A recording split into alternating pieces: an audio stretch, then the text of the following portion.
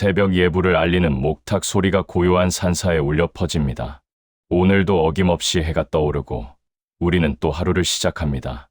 그런데 여러분, 혹시 생각해 보신 적 있으신가요? 지금 이렇게 사람의 몸으로 살아가고 있다는 것이 얼마나 귀한 인연인지 말입니다.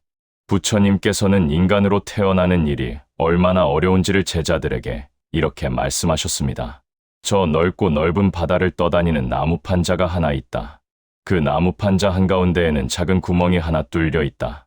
그리고 바닷속 깊은 곳에는 눈먼 거북이 한 마리가 살고 있는데 이 거북이는 100년에 한 번씩 수면 위로 떠오른다. 인간으로 태어나기란 이 눈먼 거북이가 100년 만에 떠올랐을 때 그 나무판자의 구멍에 정확히 목을 넣는 것만큼이나 어려운 일이니라. 생각해 보십시오. 끝없이 넓은 바다, 그 위를 떠다니는 작은 나무판자 하나, 100년에 한 번씩만 떠오르는 눈먼 거북이, 그것도 눈이 먼 거북이가 우연히 그 작은 구멍에 목을 넣을 확률이 얼마나 되겠습니까? 부처님께서는 이 비유를 통해 우리에게 말씀하고 계십니다. 인간의 몸을 받는다는 것, 그것은 기적과도 같은 일이라고 말입니다. 불교에서는 모든 중생이 육도윤회 속에서 끝없이 윤회한다고 가르칩니다. 천상도, 인간도, 아수라도, 축생도, 아귀도, 지옥도, 이 6가지 세계를 우리는 생사를 거듭하며 돌고 도는 것입니다. 그 중에서 인간도에 태어난다는 것은 정말 드문 일입니다. 경전에서는 지옥, 아귀, 축생의 세계에 있는 중생들이 얼마나 많은지를 이렇게 비유합니다. 대지의 흙만큼 많다고 말입니다. 그에 비해 인간과 천상에 태어나는 중생은 손톱 위의 흙만큼 적다고 하셨습니다. 그렇다면 왜 인간으로 태어나는 것이 그토록 귀한 것일까요? 천상도에 태어난 존재들은 너무나 행복하고 즐거워서 수행할 생각을 하지 못합니다. 아수라도의 중생들은 늘 시기와 질투, 싸움에만 몰두합니다. 축생도의 동물들은 본능에 따라 살 뿐 진리를 깨달을 수 없습니다.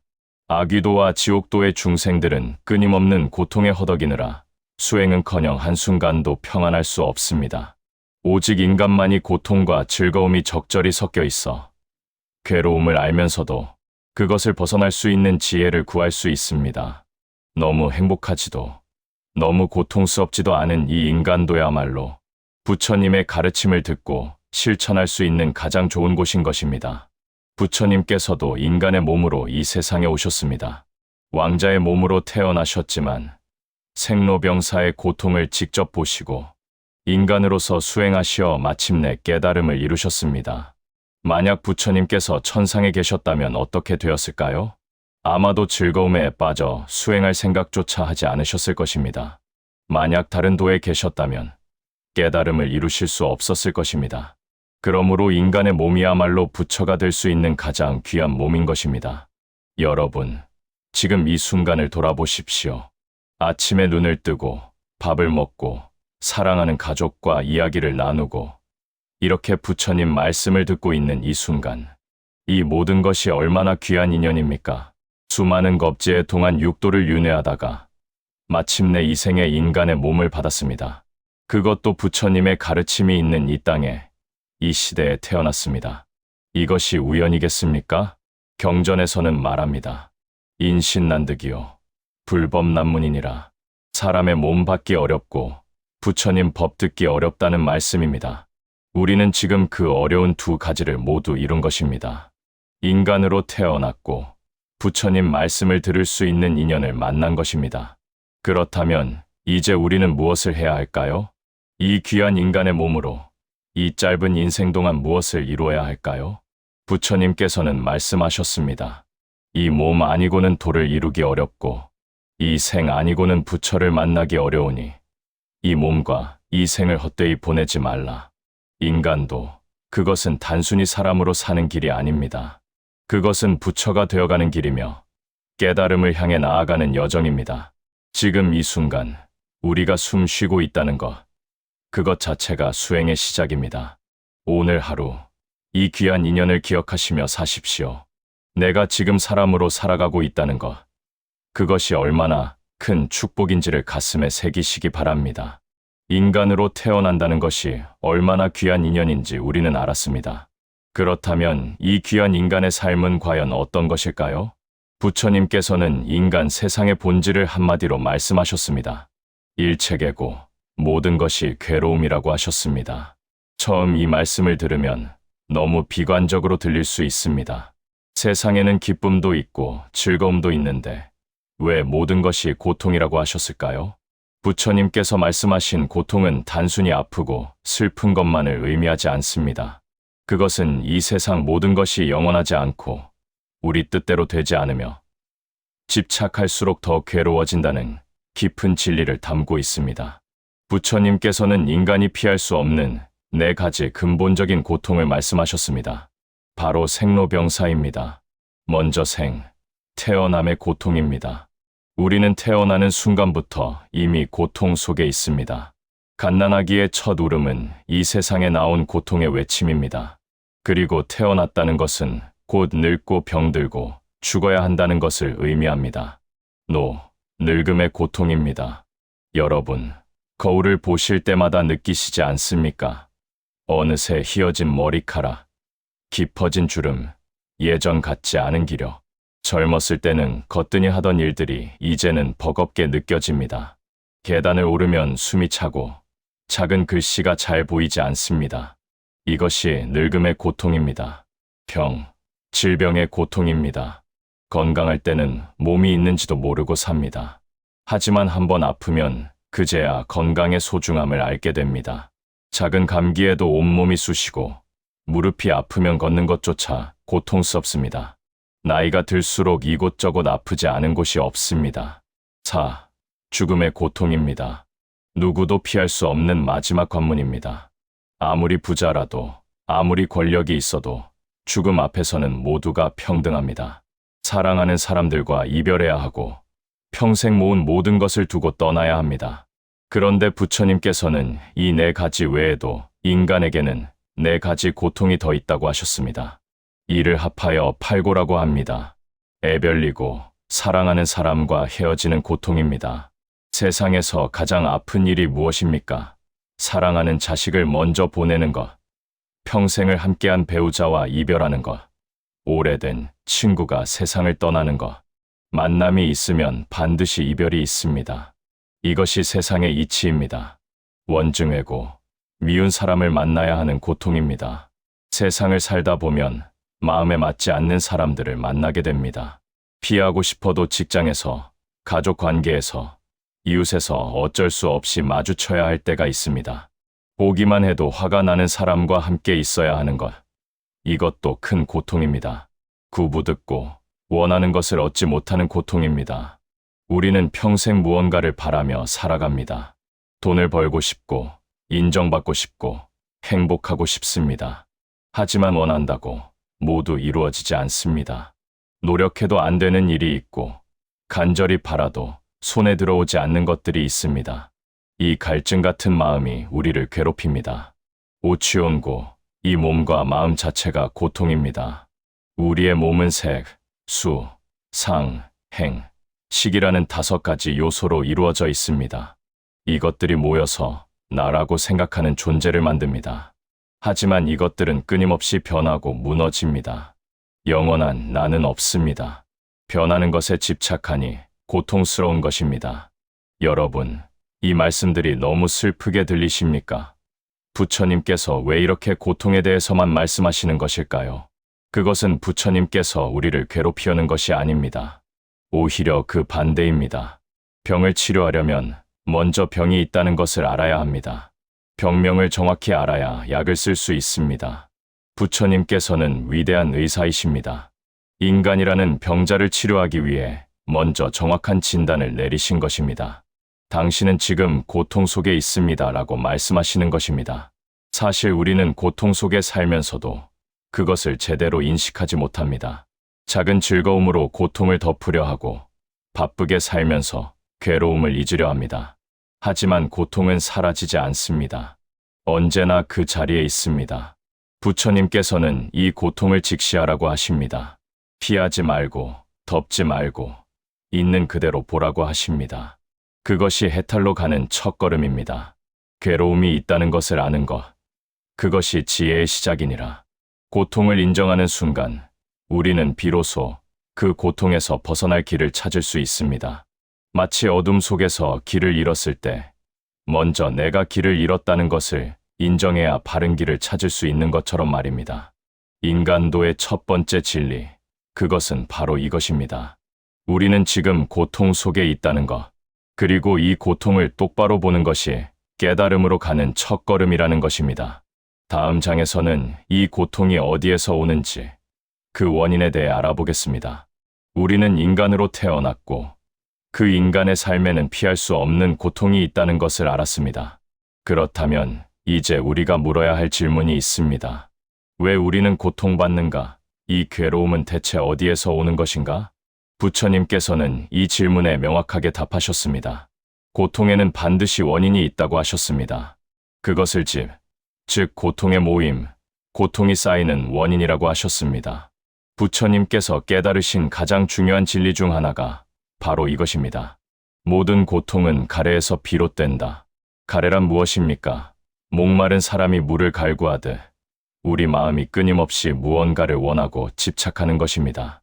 가지고 싶은 마음, 되고 싶은 마음, 누리고 싶은 마음. 이 끝없는 갈증이 우리를 괴롭게 만듭니다. 생각해 보십시오. 우리는 평생 무언가를 바라며 살아갑니다. 어릴 때는 좋은 성적을 원하고, 청년기에는 좋은 직장을 원하고, 장년기에는 돈과 명예를 원합니다. 노년에는 건강을 원하고, 자식의 성공을 원합니다. 하나를 얻으면 만족할까요? 아닙니다. 또 다른 것을 원하게 됩니다. 작은 집을 가지면 큰 집을 원하고, 큰 집을 가지면 더 좋은 위치의 집을 원합니다. 이 욕망에는 끝이 없습니다. 부처님께서는 우리 마음속에 3가지 독이 있다고 하셨습니다. 이것을 삼독심이라고 합니다. 첫째는 탐욕입니다. 끝없이 원하는 마음, 가지려고 하는 마음입니다. 돈을 탐하고, 권력을 탐하고, 명예를 탐합니다. 심지어 작은 물건 하나도 내 것이어야 마음이 놓입니다. 이 탐욕이 우리를 고통스럽게 만듭니다. 한 부자 이야기가 있습니다. 그는 큰 재산을 모았지만 늘 불안했습니다. 재산을 잃을까봐, 누가 빼앗아갈까봐, 자식들이 탕진할까봐 밤잠을 이루지 못했습니다. 가진 것이 많을수록 지킬 것이 많아지고 잃을 것이 많아져서 더 괴로워진 것입니다. 둘째는 분노입니다. 마음에 들지 않으면 화를 내는 마음입니다. 내 뜻대로 되지 않으면 짜증이 나고 누군가 나를 무시하면 분개합니다. 교통이 막히면 화가 나고 날씨가 더우면 짜증이 납니다. 이 분노가 우리의 평화를 깨뜨립니다. 화를 많이 내는 어느 스님이 계셨습니다. 제자가 물었습니다. 스님, 왜 그렇게 자주 화를 내십니까? 스님이 답했습니다. 나는 화를 내는 것이 아니라 화가 나를 낸다. 우리는 화의 주인이 아니라 화의 노예가 되어 있습니다. 셋째는 어리석음입니다. 진리를 모르는 무명의 마음입니다. 이것이 가장 근본적인 고통의 원인입니다. 우리는 영원한 것이 없는데 영원하다고 믿고 내가 없는데 내가 있다고 믿습니다. 이 어리석음이 모든 괴로움의 뿌리입니다. 사람들은 젊음이 영원할 것처럼 살다가 늙어서 괴로워합니다. 건강이 영원할 것처럼 살다가 병들어서 놀랍니다. 재산이 영원할 것처럼 집착하다가 잃고 나서 절망합니다. 모든 것이 변한다는 진리를, 무상무常의 법칙을 모르기 때문입니다. 부처님께서는 이 고통의 원인이 어떻게 생겨나는지를 12연기 12연7로 자세히 설명하셨습니다. 무명무밍으로부터 행신이 생기고, 행으로부터 식시이 생기고, 식으로부터 명세민서이 생깁니다. 이렇게 12단계를 거쳐 결국 생로병사의 고통이 생겨납니다. 이것은 마치 씨앗에서 싹이 나고, 싹에서 줄기가 자라고, 줄기에서 잎이 나듯이 하나가 다음 것을 일으키는 연쇄 과정입니다. 그 첫 시작이 바로 무명, 진리를 모르는 어리석음입니다. 여러분, 지금 이 순간 스스로를 돌아보십시오. 나는 무엇에 집착하고 있습니까? 무엇을 끝없이 바라고 있습니까? 혹시 자식이 내 뜻대로 되기를 바라고 계십니까? 그것이 집착입니다. 자식도 그 자신의 업과 인연으로 살아가는 독립된 존재입니다. 혹시 건강이 예전 같기를 바라고 계십니까? 그것도 집착입니다. 모든 것은 변합니다. 젊음도, 건강도, 아름다움도 영원하지 않습니다. 혹시 인정받고 싶어 하십니까? 칭찬받고 싶어 하십니까? 그것 역시 집착입니다. 남의 평가에 내 마음이 흔들리면 평화가 없습니다. 부처님께서는 말씀하셨습니다. 집착이 있는 곳에 고통이 있고 집착이 없는 곳에 자유가 있느니라. 우리가 괴로운 것은 세상이 나쁜 것이 아닙니다. 늙는 것이 나쁜 것이 아니고 가난한 것이 나쁜 것이 아닙니다. 그것들에 대한 우리의 집착과 욕망이 우리를 괴롭게 만드는 것입니다. 비가 오는 것은 자연의 이치입니다. 하지만 비가 오면 안 된다고 생각하면 괴롭습니다. 왜 하필 오늘 비가 오나라고 화를 내면 더 괴롭습니다. 비는 그저 오는 것인데 내 마음이 그것을 고통으로 만드는 것입니다. 이것이 부처님께서 발견하신 위대한 진리입니다. 고통의 원인은 밖에 있지 않고 우리 마음 속에 있다는 것입니다. 그렇다면 여기서 희망이 생깁니다. 고통의 원인이 밖에 있다면 우리가 어떻게 할 수 없습니다. 하지만 원인이 내 마음 속에 있다면 내가 그것을 바꿀 수 있습니다. 세상을 바꿀 수는 없지만 세상을 보는 내 마음을 바꿀 수는 있습니다. 날씨를 바꿀 수는 없지만 날씨에 대한 내 태도를 바꿀 수는 있습니다. 부처님께서는 고통의 원인을 정확히 알려주셨습니다. 그것은 우리의 탐욕이고 분노이고 무명입니다. 원인을 알았으니 이제 치료할 수 있습니다. 다음 장에서는 이 고통이 어떻게 사라질 수 있는지, 괴로움의 소멸에 대해 알아보겠습니다. 고통에는 끝이 있습니다. 해탈의 길이 있습니다. 우리는 지금까지 인간의 고통과 그 원인에 대해 배웠습니다. 고통이 있고 그 고통에는 원인이 있다는 것을 알았습니다. 그렇다면 이제 가장 중요한 질문이 남았습니다. 과연 이 고통에서 벗어날 수 있는가? 괴로움이 완전히 사라진 세계가 있는가? 부처님께서는 분명히 말씀하셨습니다. 있다고 하셨습니다. 고통이 완전히 소멸된 상태, 그것을 열반의 반이라고 부릅니다. 열반. 많은 분들이 이 단어를 들어보셨을 것입니다. 혹시 죽음을 의미하는 것이라고 생각하셨습니까? 그것은 오해입니다. 열반은 죽음이 아닙니다. 열반은 살아있는 동안에도 이룰 수 있는 완전한 자유와 평화의 상태입니다. 열반이란 산스크리트어로 니르바나를 한자로 옮긴 말입니다. 그 뜻은 불을 끄다, 바람을 멈추다입니다. 무슨 불을 끄는 것일까요? 바로 번뇌의 불을 끄는 것입니다. 우리 마음속에는 탐욕의 불이 타오르고 있습니다. 분노의 불이 활활 타오르고 있습니다. 어리석음의 불이 꺼지지 않고 타오르고 있습니다. 이 불길이 우리를 태우고 괴롭히고 쉴 수 없게 만듭니다. 부처님께서는 말씀하셨습니다. 가래를 완전히 여의고 집착을 완전히 끊으면 고통도 사라지느니라. 생각해 보십시오. 원하는 것이 없다면 얻지 못해서 괴로울 일도 없습니다. 집착하는 것이 없다면 잃어서 슬플 일도 없습니다. 미워하는 마음이 없다면 미운 사람을 만나도 괴롭지 않습니다. 어느 스님께서 이런 말씀을 하셨습니다. 손을 꽉 쥐면 아무것도 들어오지 못하고 손을 펴면 모든 것이 들어올 수 있느니라. 집착을 놓으면 오히려 더 많은 것을 얻게 됩니다. 자유를 얻고 평화를 얻고 기쁨을 얻습니다. 그렇다면 열반의 세계는 어떤 것일까요? 부처님께서는 열반을 이렇게 묘사하셨습니다. 태어남도 없고 늙음도 없고 병듦도 없고 죽음도 없으며 슬픔도 없고 번뇌도 없는 곳, 그곳에는 오직 평화만이 있느니라. 이것은 어떤 장소를 말하는 것이 아닙니다. 마음의 상태를 말하는 것입니다. 집착이 사라진 마음, 욕망이 사라진 마음, 분노가 사라진 마음, 그 마음이 바로 열반입니다. 여러분 중에는 이렇게 생각하실 수도 있습니다. 그것은 너무 이상적인 것 아닌가? 우리 같은 범부가 어떻게 그런 경지에 이를 수 있겠는가? 부처님께서는 말씀하셨습니다. 열반에는 두 가지가 있다고 하셨습니다. 하나는 유효열반이고 다른 하나는 무효열반입니다. 무효열반은 완전한 열반으로 부처님과 같은 대각자만이 이룰 수 있는 경지입니다. 하지만 유효열반은 우리도 이 생에서 맛볼 수 있는 것입니다. 유효열반이란 아직 이 몸을 가지고 있지만 번뇌에서 벗어난 상태를 말합니다. 완전하지는 않지만 작은 깨달음, 작은 자유를 경험하는 것입니다. 여러분도 이미 작은 열반을 경험해 보셨을 것입니다. 생각해 보십시오. 오랫동안 미워하던 사람을 용서했을 때 마음이 얼마나 가벼워졌습니까? 그 순간 당신은 작은 열반을 맛본 것입니다. 분노의 불을 껐고 미움의 짐을 내려놓았습니다. 탐내던 것을 포기했을 때 오히려 마음이 편안해진 경험이 있지 않습니까? 그것이 작은 열반입니다. 욕망의 불을 끄고 집착의 끈을 놓았습니다. 자식 걱정, 돈 걱정을 잠시 내려놓고 고요히 앉아 있을 때 그 평화로움을 느껴보셨을 것입니다. 그 순간이 바로 작은 열반입니다. 한 노스님의 이야기가 있습니다. 젊었을 때 그는 세상의 모든 것을 얻고 싶어 했습니다. 명성도 원했고, 제자도 많이 두고 싶었고, 큰 절의 주지가 되고 싶었습니다. 하지만 나이가 들면서 하나씩 내려놓기 시작했습니다. 명성을 내려놓으니 남의 평가가 신경 쓰이지 않았습니다.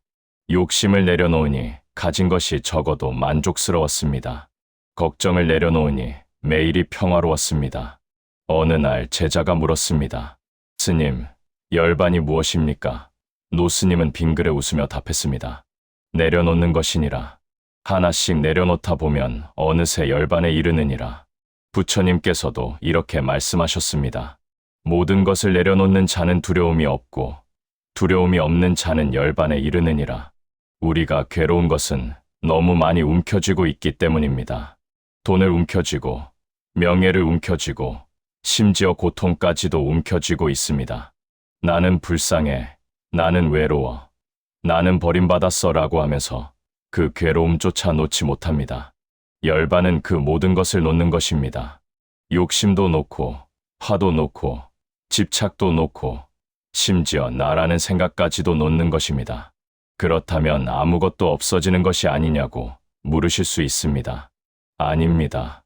놓으면 오히려 채워집니다. 무엇으로 채워질까요? 평화로, 자유로, 자비로 채워집니다. 강물은 바다로 흘러갑니다. 강물이 바다에 이르면 강물로서의 정체성은 사라집니다. 하지만 사라지는 것이 아닙니다. 더 큰 존재가 되는 것입니다. 좁은 강둑에 갇혀있던 물이 이제 광활한 바다가 되는 것입니다. 마찬가지로 나라는 작은 틀을 벗어나면 우리는 더 큰 존재가 됩니다. 모든 중생과 하나가 되고 우주와 하나가 됩니다. 이것이 열반입니다. 부처님께서는 말씀하셨습니다. 열반은 최상의 즐거움이니라. 세상의 어떤 즐거움도 열반의 평화에는 비할 수 없습니다. 맛있는 음식의 즐거움은 잠깐입니다. 돈을 벌었을 때의 기쁨도 곧 사라집니다. 칭찬받았을 때의 만족감도 오래가지 않습니다. 하지만 열반의 평화는 영원합니다. 흔들리지 않고, 변하지 않고, 사라지지 않습니다. 여러분, 지금 당장 완전한 열반에 이를 수는 없을지 모릅니다.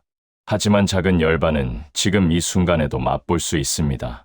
지금 손에 쥐고 있는 걱정 하나를 내려놓아 보십시오. 마음속에 품고 있는 원망 하나를 풀어 보십시오. 탐내던 것 하나를 포기해 보십시오. 그 순간 당신은 고요함을 느낄 것입니다. 가벼움을 느낄 것입니다. 자유를 느낄 것입니다. 그것이 바로 작은 열반의 시작입니다. 부처님께서는 약속하셨습니다. 고통에는 끝이 있느니라. 번뇌에는 끝이 있느니라. 그 끝에 열반이 있느니라. 고통의 소멸은 가능합니다. 평화는 이룰 수 있습니다. 그것은 먼 곳에 있지 않습니다. 바로 여기, 우리 마음속에 있습니다. 다음 장에서는 그 열반에 이르는 길, 구체적인 방법에 대해 알아보겠습니다. 우리는 고통이 무엇인지 알았고, 그 원인이 무엇인지 알았으며, 고통이 사라질 수 있다는 것도 알았습니다. 이제 가장 중요한 질문이 남았습니다. 어떻게 하면 그 고통에서 벗어날 수 있는가? 열반에 이르는 길은 무엇인가? 부처님께서는 명확한 답을 주셨습니다. 그것이 바로 팔정도바 아전다입니다. 8가지 올바른 길. 부처님께서 직접 걸으시고 우리에게 보여주신 그 길입니다. 부처님께서는 이 길을 중도종다라고 하셨습니다. 극단적인 쾌락에 빠지는 것도 아니고 극단적인 고행에 매달리는 것도 아닌 중간의 길입니다. 균형 잡힌 길, 지혜로운 길입니다. 그렇다면 팔정도란 무엇일까요? 하나씩 살펴보겠습니다. 첫째, 정견입니다. 바르게 보는 것입니다. 세상을 있는 그대로 보는 것, 진리를 바르게 아는 것입니다. 모든 것은 무상하다는 것, 모든 것은 고라는 것, 모든 것은 무아라는 것을 아는 것입니다. 우리는 늘 색안경을 끼고 세상을 봅니다.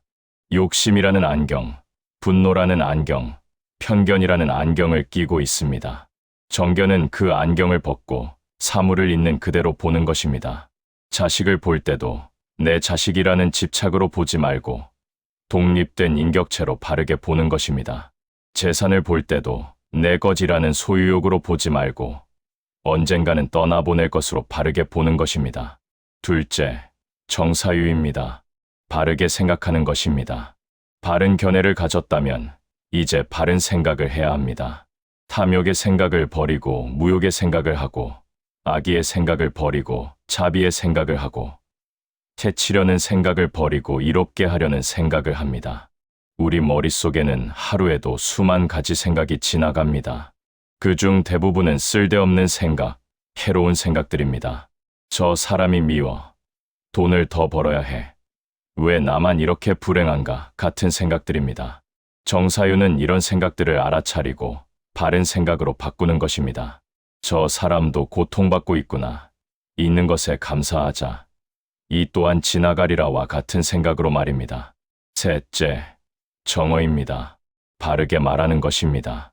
거짓말을 하지 않고, 이간질하지 않고, 욕하지 않고, 쓸데없는 잡담을 하지 않는 것입니다. 진실하고, 화합을 이루고, 부드럽고, 의미 있는 말을 하는 것입니다. 말은 칼보다 날카롭습니다. 한마디 말이 사람을 살리기도 하고 죽이기도 합니다. 특히 나이가 들수록 말을 조심해야 합니다. 자식에게 상처 주는 말, 며느리를 힘들게 하는 말, 이웃을 험담하는 말을 삼가야 합니다. 부처님께서는 말하기 전에 세 가지를 생각하라고 하셨습니다. 이것이 진실인가? 이것이 필요한가? 이것이 친절한가? 이 세 가지를 통과한 말만 하십시오. 넷째, 정업입니다. 바르게 행동하는 것입니다. 살생하지 않고, 도둑질하지 않고, 사음하지 않는 것입니다. 더 나아가 모든 행동을 자비와 지혜로 하는 것입니다. 일상의 모든 행동이 수행입니다. 밥을 먹는 것도, 걷는 것도, 일하는 것도 모두 수행이 될 수 있습니다. 중요한 것은 그 행동을 하면서 깨어있는 것, 의식하는 것입니다. 설거지를 할 때 귀찮아라고 생각하며 하는 것과 그릇을 깨끗이 하는 이 순간에 집중하자라고 생각하며 하는 것은 완전히 다릅니다. 부자가 정업입니다. 다섯째, 정명입니다. 바르게 생활하는 것입니다. 올바른 방법으로 생계를 유지하는 것입니다. 남을 해치거나 속이지 않고 정직하게 살아가는 것입니다. 이미 은퇴하신 분들도 정명은 중요합니다. 자식에게 짐이 되지 않으려고 노력하고 이웃과 좋은 관계를 유지하고 사회의 작은 보탬이 되려고 노력하는 것. 이것이 노년의 정명입니다. 여섯째, 정정진입니다. 바르게 노력하는 것입니다. 악한 마음이 일어나지 않도록 노력하고 이미 일어난 악한 마음은 끊으려 노력하고 선한 마음이 일어나도록 노력하고 이미 일어난 선한 마음은 더욱 키우려 노력하는 것입니다. 많은 분들이 나이가 들어서 이제 뭘 하겠어라고 말씀하십니다. 하지만 수행의 나이가 어디 있습니까? 숨을 쉬는 순간까지 우리는 정진할 수 있습니다. 아침에 일어나면 오늘 하루 화내지 말자고 다짐하는 것, 저녁에 잠들기 전 하루를 반성하는 것, 이것이 바로 정정진입니다. 일곱째, 정념입니다. 바르게 기억하고 깨어있는 것입니다. 지금 이 순간에 깨어있는 것, 내 몸과 마음의 상태를 알아차리는 것입니다. 과거에 얽매이지 않고 미래를 걱정하지 않고 지금 여기에 온전히 있는 것입니다. 식사할 때는 식사에만 집중하고 걸을 때는 걷는 것에만 집중하고 누군가와 이야기할 때는 그 사람에게만 집중하는 것입니다. 우리는 늘 딴 생각을 합니다. 밥을 먹으면서 텔레비전을 보고 걸으면서 스마트폰을 보고 이야기를 들으면서 다른 생각을 합니다. 이것은 정념이 아닙니다. 정념은 지금 여기를 사는 것입니다. 과거의 후회도 놓고 미래의 걱정도 놓고 오직 이 순간만을 온전히 사는 것입니다. 여덟째, 정정입니다. 바르게 집중하는 것입니다.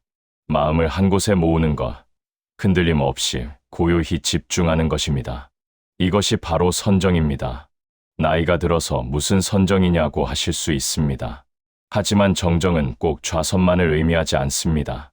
염불에 집중하는 것도 정정이고, 경전을 읽으며 그 뜻을 깊이 새기는 것도 정정입니다. 하루에 10분이라도 조용히 앉아 호흡을 관찰하십시오. 들숨과 날숨을 세어보십시오. 잡념이 일어나면 그것을 알아차리고 다시 호흡으로 돌아오십시오. 이것이 바로 정정의 시작입니다. 부처님께서는 이 8가지 길이 서로 연결되어 있다고 하셨습니다. 하나가 다른 하나를 돕고 함께 자라납니다. 정견이 있으면 정사유가 생기고, 정사유가 있으면 정어가 나오고, 이렇게 서로 도우며 우리를 열반으로 이끕니다. 이 팔정도는 계단처럼 하나씩 밟고 올라가는 것이 아닙니다. 8바퀴가 달린 수레바퀴처럼 함께 굴러가는 것입니다. 한 가지만 실천해도 좋고 8가지를 함께 실천하면 더 좋습니다. 중요한 것은 완벽하게 하는 것이 아닙니다. 작게라도 시작하는 것입니다. 오늘 하루만이라도 거짓말을 하지 않겠다고 다짐하는 것, 그것이 정어의 시작입니다. 오늘 하루만이라도 화를 내지 않겠다고 노력하는 것, 그것이 정사유의 시작입니다. 부처님께서는 말씀하셨습니다. 천리 길도 한 걸음부터니라. 작은 실천이 쌓이고 쌓여 마침내 큰 깨달음에 이릅니다.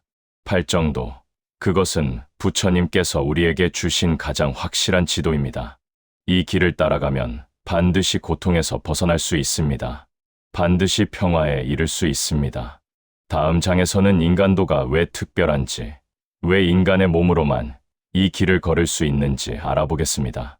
부처님께서 말씀하신 팔정도, 그 깨달음의 길을 우리는 배웠습니다. 그런데 여러분, 이 길을 걸을 수 있다는 것 자체가 얼마나 큰 축복인지 아십니까?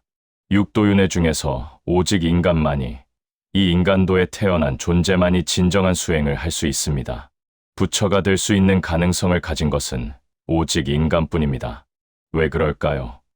다른 도의 중생들은 왜 수행할 수 없을까요? 천상도를 먼저 살펴봅시다. 천상의 중생들, 즉 하늘의 신들은 얼마나 행복합니까? 그들은 아름다운 궁전에 살고 맛있는 음식을 먹고 병도 없고 늙지도 않습니다. 하루하루가 즐겁고 기쁨으로 가득합니다. 그런데 문제가 있습니다. 너무 행복해서 수행할 생각을 하지 못합니다. 고통이 없으니 고통에서 벗어나야겠다는 생각도 하지 못합니다. 마치 부잣집 자식이 편안함에 빠져 공부할 생각을 하지 못하는 것과 같습니다. 천상의 복은 언젠가 다합니다. 오보우후이 다하면 다시 떨어져 육도를 윤회합니다. 그때서야 후회하지만 이미 늦습니다. 행복했던 그 긴 세월 동안 단 하나의 공덕도 쌓지 못했으니 말입니다. 아수라도는 어떻습니까? 아수라들은 힘은 세지만 늘 시기와 질투에 가득 차 있습니다. 천상의 신들을 부러워하고 그들과 싸우려고만 합니다. 하루 종일 전쟁과 투쟁만을 생각합니다. 그들의 마음에는 평화가 없습니다. 늘 누군가와 비교하고 누군가를 이기려 하고 자신이 더 높아지려고만 합니다. 이런 마음으로 어떻게 부처님의 가르침을 들을 수 있겠습니까? 우리 주변에도 아수라 같은 분들이 계십니다. 늘 남과 비교하며 사시는 분들입니다. 저 집은 차가 좋은데 우리 집은, 저 집 자식은 성공했는데 우리 자식은, 이라며 평생을 불만 속에 사십니다. 이런 마음으로는 평화를 얻을 수 없습니다. 축생도의 중생들은 어떻습니까? 동물들은 본능에만 따라 삽니다. 배고프면 먹고, 졸리면 자고, 위험하면 도망갑니다. 지혜가 없어 진리를 깨달을 수 없습니다. 개는 아무리 영리해도 부처님 말씀을 이해할 수 없습니다.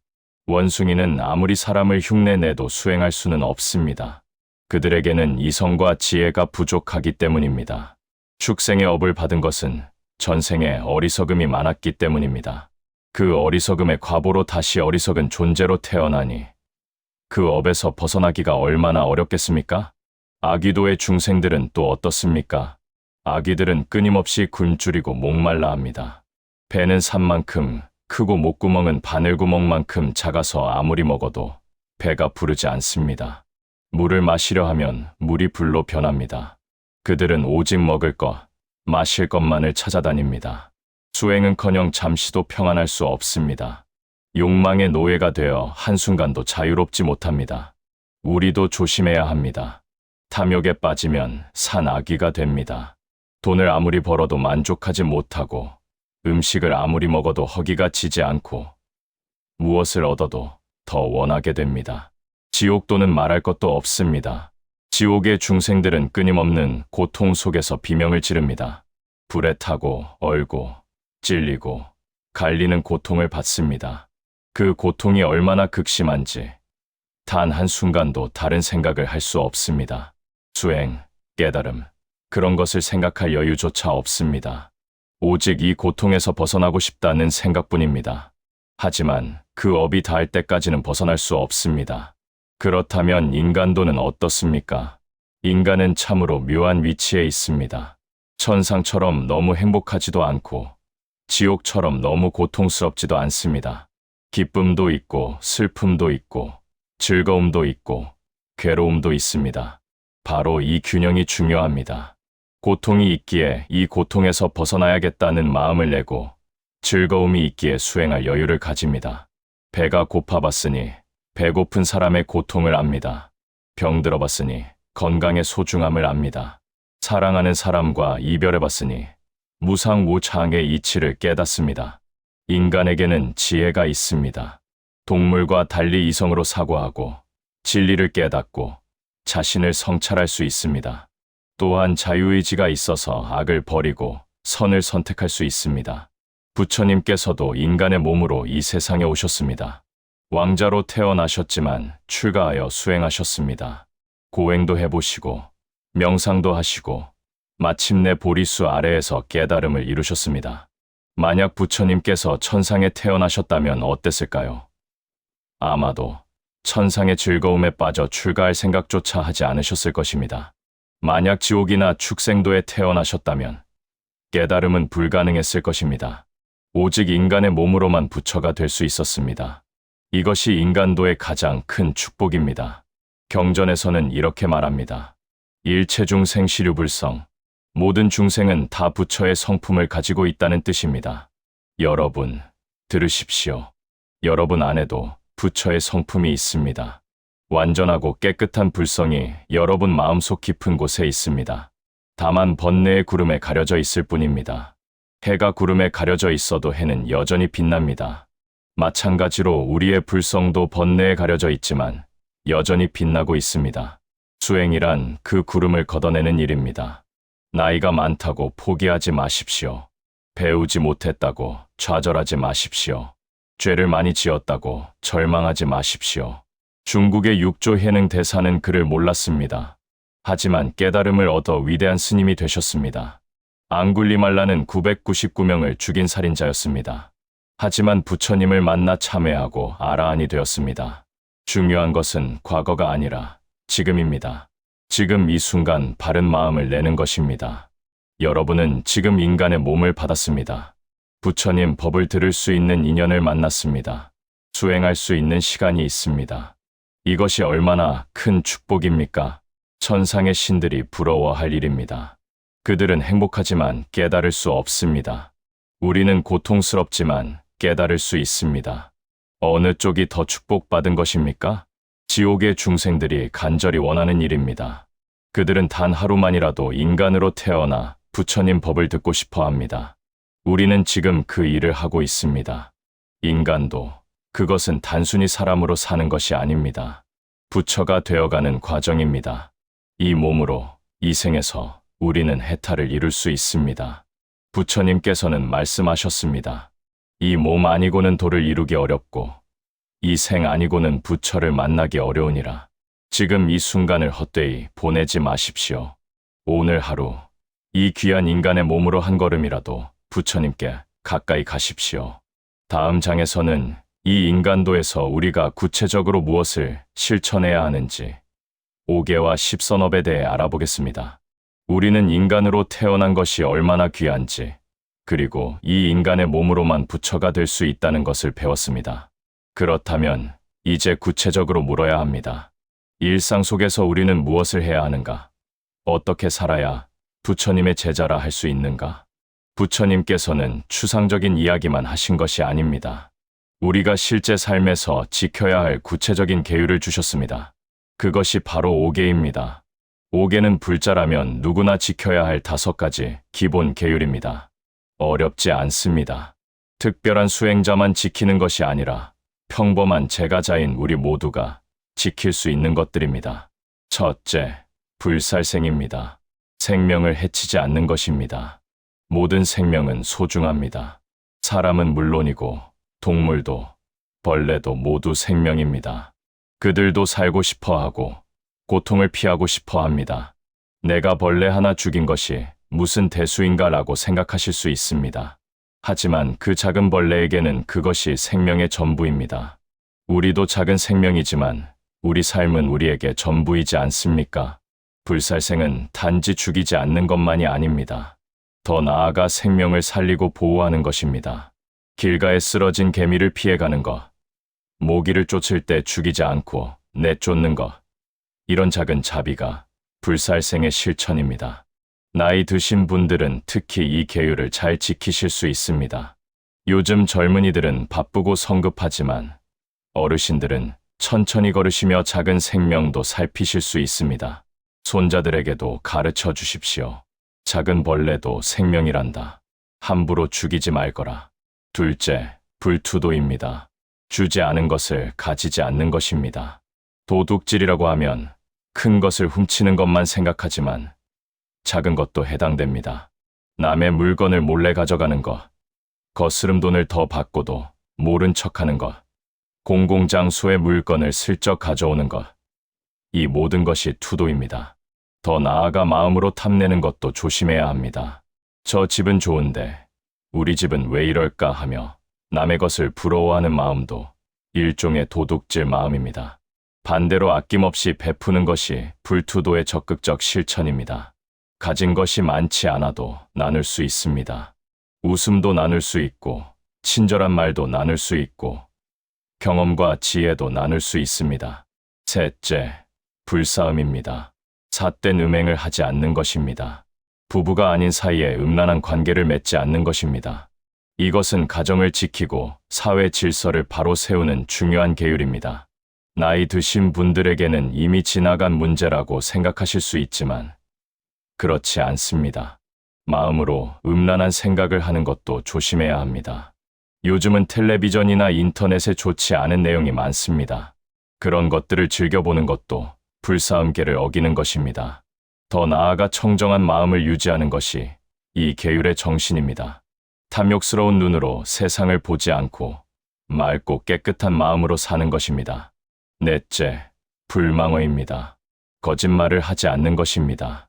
거짓말은 신뢰를 무너뜨립니다. 작은 거짓말도 쌓이면 큰 불신을 만듭니다. 이 정도 거짓말은 괜찮아라는 생각이 위험합니다. 특히 나이 드신 분들은 조심하셔야 할 것이 있습니다. 과장하거나 허풍 떠는 것입니다. 내가 젊었을 때는 말이야 하면서 사실을 부풀리는 것도 망어입니다. 자식들이나 손주들 앞에서 정직하셔야 합니다. 또한 이간질하는 말도 망어에 포함됩니다. 누가 내 험담을 하더라 라고 말해서 사람들 사이를 갈라놓는 것, 이것도 큰 죄업입니다. 불망어의 적극적 실천은 진실한 말을 하는 것입니다. 거짓말을 안 하는데 그치지 말고 항상 진실하고 신뢰할 수 있는 사람이 되는 것입니다. 다섯째, 불음주입니다. 술을 마시지 않는 것입니다. 술 자체가 나쁜 것은 아닙니다. 하지만 술은 정신을 흐리게 만듭니다. 술에 취하면 다른 4가지 계율을 어기기 쉽습니다. 화를 내기 쉽고, 거짓말을 하기 쉽고, 삿된 생각을 하기 쉽습니다. 많은 분들이 술 한 잔 정도는 괜찮지 않나라고 하십니다. 물론 절대적으로 금하는 것은 아닙니다. 하지만 술을 마시더라도 정신을 잃을 정도로 마시지 말아야 합니다. 더 나아가 깨어있는 마음을 유지하는 것이 이 계율의 정신입니다. 술뿐 아니라 정신을 흐리게 하는 모든 것을 조심해야 합니다. 텔레비전만 보며 하루를 보내는 것, 쓸데없는 잡담에 시간을 허비하는 것도 일종의 취함입니다. 이 5가지 계율, 어렵습니까? 특별한 것이 아닙니다. 기본적인 도덕, 사람으로서 당연히 지켜야 할 것들입니다. 하지만 이것을 꾸준히 지키는 것이 쉽지 않습니다. 부처님께서는 5개를 지키는 것만으로도 큰 공덕이 있다고 하셨습니다. 5개를 온전히 지키면 천상에 태어나고 다시 인간으로 태어나도 복 많은 삶을 살게 된다고 하셨습니다. 5개보다 더 적극적인 실천이 있습니다. 바로 십선업입니다. 십선업은 몸과 입과 마음으로 짓는 10가지 선한 행위를 말합니다. 먼저 신삼업, 몸으로 짓는 3가지 선업입니다. 첫째, 불살생입니다. 생명을 죽이지 않을 뿐 아니라 살리고 보호합니다. 둘째, 불투도입니다. 도둑질하지 않을 뿐 아니라 베풀고 나눕니다. 셋째, 불사음입니다. 삿된 음행을 하지 않을 뿐 아니라 청정하게 삽니다. 다음은 구사업, 입으로 짓는 4가지 선업입니다. 첫째, 불망어입니다. 거짓말하지 않고 진실을 말합니다. 둘째, 불기어입니다. 꾸민 말, 아첨하는 말을 하지 않고 바른 말을 합니다. 셋째, 불악구입니다. 욕설과 거친 말을 하지 않고 부드러운 말을 합니다. 넷째, 불량설입니다. 이간질하지 않고 화합시키는 말을 합니다. 입으로 짓는 업이 4가지나 되는 것을 보십시오. 그만큼 말이 중요하다는 뜻입니다. 몸으로 짓는 죄보다 입으로 짓는 죄가 더 많습니다. 특히 나이 드신 분들은 말을 조심하셔야 합니다. 경험이 많다 보니 이것저것 참견하기 쉽고 자식들에게 잔소리하기 쉽습니다. 하지만 말을 아끼고 꼭 필요한 말만 하는 것이 지혜입니다. 마지막으로 의삼업, 마음으로 짓는 3가지 선업입니다. 첫째, 불탐욕입니다. 탐내지 않고 만족하며 삽니다. 둘째, 불진해입니다. 화내지 않고 자비로운 마음을 냅니다. 셋째, 불사견입니다. 삿된 견해를 버리고 바른 견해를 가집니다. 마음의 업이 가장 미묘합니다. 겉으로는 아무것도 하지 않아도 마음속으로 나쁜 생각을 하면 이미 죄를 짓는 것입니다. 누군가를 미워하는 마음, 시기하는 마음, 탐내는 마음, 이런 마음들이 우리를 괴롭힙니다. 십선업은 이런 마음까지도 다스리라고 가르칩니다. 여러분, 이 십선업을 모두 완벽하게 지킬 수 있겠습니까? 쉽지 않을 것입니다. 부처님께서도 그것을 아십니다. 그래서 부처님께서는 말씀하셨습니다. 하나씩이라도 지켜보거라. 오늘은 거짓말을 하지 않고, 내일은 화를 내지 않고, 모레는 남을 미워하지 않도록 노력하거라. 중요한 것은 완벽함이 아니라 노력입니다. 실수하더라도 다시 일어나서 계속 정진하는 것입니다. 5개와 십선업, 이것은 인간도를 사는 우리의 지침서입니다. 이것을 실천하면 인간답게 사는 것이고, 더 나아가 부처님께 한 걸음 가까이 가는 것입니다. 매일 아침 일어나서 다짐하십시오. 오늘 하루 5가지 계율을 지키겠습니다. 생명을 해치지 않고, 거짓말하지 않고, 술에 취하지 않겠습니다. 저녁에 잠들기 전 반성하십시오. 오늘 나는 계율을 잘 지켰는가? 어디서 실수했는가? 내일은 더 잘하리라. 이렇게 하루하루 쌓이면 한 달이 되고, 한 달이 모이면 1년이 되고, 1년이 모이면 일생이 됩니다. 그 끝에는 무엇이 있을까요? 청정한 삶이 있고, 평화로운 마음이 있고, 해탈의 길이 열립니다. 다음 장에서는 인간도의 완성, 나만이 아닌 모든 중생과 함께 가는 보살의 길에 대해 알아보겠습니다. 우리는 지금까지 인간도에 대한 부처님의 가르침을 배워왔습니다. 고통이 무엇인지 알았고, 그 원인을 알았고, 고통에서 벗어나는 길을 배웠고, 일상에서 실천할 계율도 알았습니다. 그런데 여기서 하나 더 나아가야 할 길이 있습니다. 그것은 무엇일까요? 부처님께서는 2가지 길을 말씀하셨습니다. 하나는 소승의 길이고, 다른 하나는 대승의 길입니다. 소승의 길은 자기 자신의 해탈만을 구하는 길입니다. 나만 고통에서 벗어나면 된다. 나만 열반에 들면 된다는 생각입니다. 물론 이것도 훌륭한 길입니다. 자신의 번뇌를 끊고 아라한이 되는 것은 대단한 성취입니다. 하지만 대승의 길은 더 넓고 큽니다. 대승은 나만이 아니라 모든 중생이 함께 부처가 되어야 한다는 가르침입니다. 이것이 바로 보살의 길입니다. 보살이란 무엇입니까? 보리살타의 줄임말로 깨달음을 구하는 존재라는 뜻입니다. 자신의 깨달음만이 아니라 모든 중생의 깨달음을 위해 살아가는 사람입니다. 관세음보살, 지장보살, 문수보살. 우리가 잘 아는 이 보살님들은 이미 오래전에 부처가 될 수 있었습니다. 하지만 부처가 되지 않으셨습니다. 왜일까요? 아직 고통받는 중생들이 너무 많기 때문입니다. 지장보살님은 지옥이 비지 않으면 나는 부처가 되지 않으리라고 서원하셨습니다. 관세음보살님은 중생들의 괴로움을 듣고 달려가 구해주십니다. 이것이 보살의 마음입니다. 나 혼자만 편안하기보다는 모두가 함께 행복하기를 원하는 마음입니다. 부처님께서는 모든 보살이 세워야 할 4가지 큰 서원을 말씀하셨습니다. 이것을 사홍서원이라고 합니다.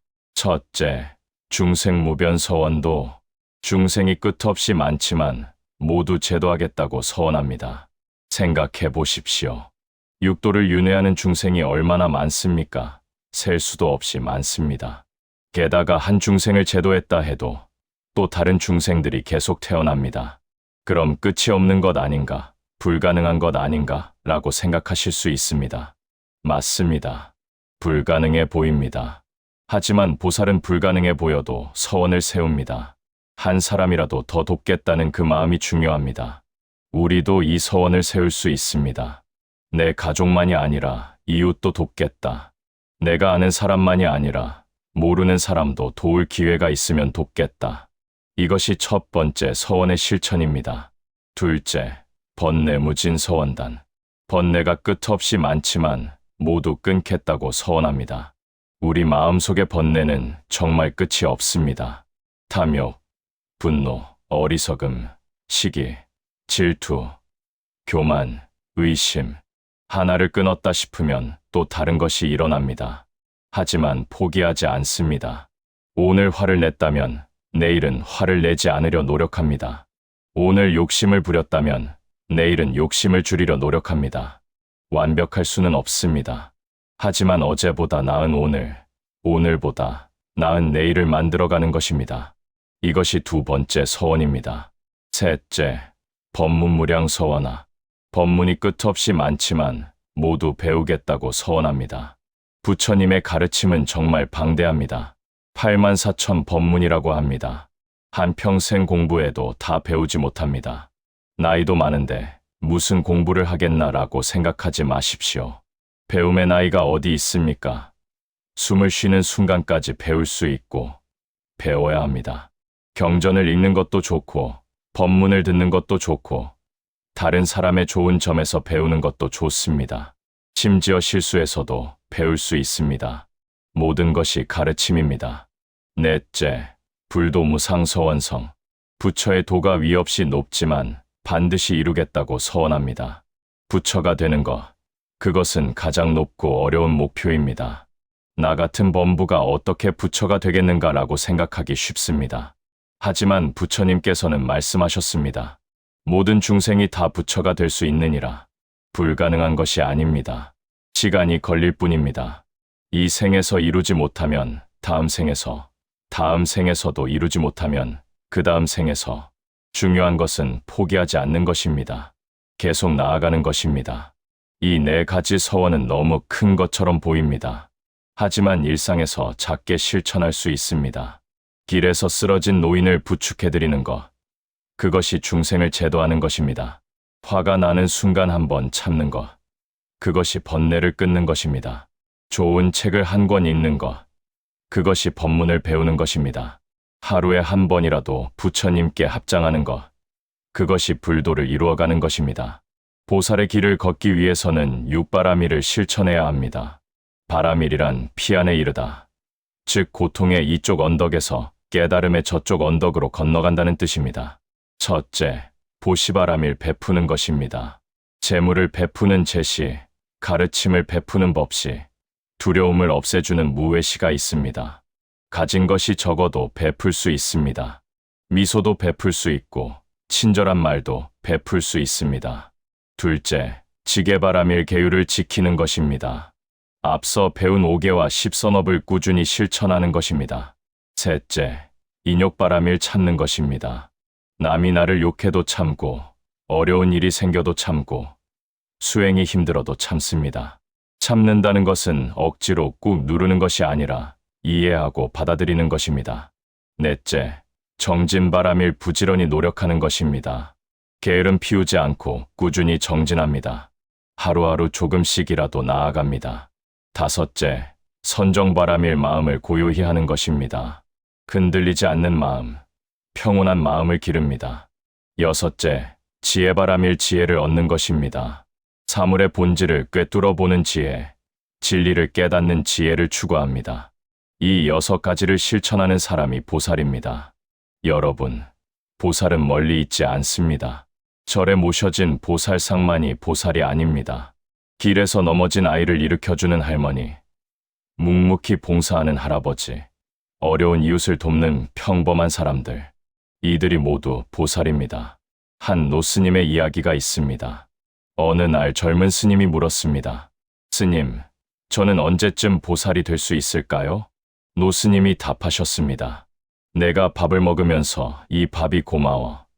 이 밥을 만든 모든 이들에게 감사해 하고 생각한다면 그 순간 너는 보살이다. 길을 걸으면서 땅을 밟지 않도록 조심해야지. 작은 생명도 소중하니까 하고 생각한다면 그 순간 너는 보살이다. 보살은 특별한 사람이 아닙니다. 남을 생각하는 마음, 자비로운 마음을 가진 사람이 보살입니다. 여러분은 이미 보살입니다. 평생 자식을 키우시며 희생하신 것, 그것이 보살행입니다.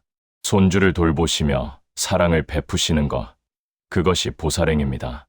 이웃에게 반찬을 나눠주시는 것, 그것이 보살행입니다. 다만 이제는 더 의식적으로, 더 자비롭게 하시면 됩니다. 나는 보살이다. 나는 중생을 돕기 위해 사는 사람이다 라고 생각하시면서 하루하루를 사십시오. 인간도의 완성은 무엇입니까? 혼자만 잘 사는 것이 아닙니다. 함께 행복해지는 것입니다. 혼자만 깨닫는 것이 아닙니다. 모두가 깨달음으로 나아가도록 돕는 것입니다. 부처님께서는 깨달음을 이루신 후 곧바로 열반에 드실 수도 있었습니다. 하지만 그러지 않으셨습니다. 45년 동안 중생들을 위해 가르침을 펴셨습니다. 이것이 바로 보살의 길입니다. 우리도 그 길을 따라가야 합니다. 내가 배운 것을 남에게 전하고, 내가 받은 은혜를 다른 이에게 베풀고, 내가 얻은 평화를 이웃과 나누어야 합니다. 나이가 많다고, 가진 것이 없다고, 배우지 못했다고 포기하지 마십시오. 지금 이 순간부터 보살의 길을 걸을 수 있습니다. 아침에 일어나서 이렇게 서원하십시오. 오늘 하루 누군가를 도울 기회가 있으면 놓치지 않겠습니다. 오늘 하루 화내지 않고 자비로운 마음으로 살겠습니다. 오늘 하루 배우고 성장하겠습니다. 오늘 하루 부처님께 한 걸음 더 가까이 가겠습니다. 저녁에 잠들기 전 이렇게 회양하십시오. 오늘 제가 지은 작은 공덕이라도 모든 중생과 함께 나누겠습니다. 제가 깨달은 작은 진리라도 다른 이들에게 도움이 되기를 바랍니다. 이것이 보살의 삶입니다. 거창한 것이 아닙니다. 일상 속에서 자비를 실천하고 지혜를 키우고 함께 나아가는 것입니다. 인간도는 축복입니다. 고통도 있지만 깨달을 수 있고 혼자가 아니라 함께 부처가 되어갈 수 있습니다. 부처님께서는 마지막으로 이렇게 말씀하셨습니다. 너희들은 모두 부처가 될 것이니라. 지금은 범부이지만 보살의 길을 걸으면 반드시 부처가 되리라. 여러분, 우리는 모두 미래의 부처입니다. 지금은 수행 중인 보살입니다. 함께 이 길을 걸어갑시다. 서로 돕고 서로 격려하며 함께 깨달음으로 나아갑시다. 인간으로 태어난 이 귀한 인연을 헛되이 보내지 마십시오. 매 순간을 소중히 여기고 매일을 수행으로 삼고 모든 만남을 인연으로 삼아 정진하십시오. 그 끝에 무엇이 있을까요? 완전한 평화가 있고 완전한 자유가 있고 완전한 깨달음이 있습니다. 나무 석가모니불, 나무 아미타불, 나무 관세음보살, 우리 모두 함께 부처가 되는 그날까지 이 인간도를 자비와 지혜로 걸어갑시다.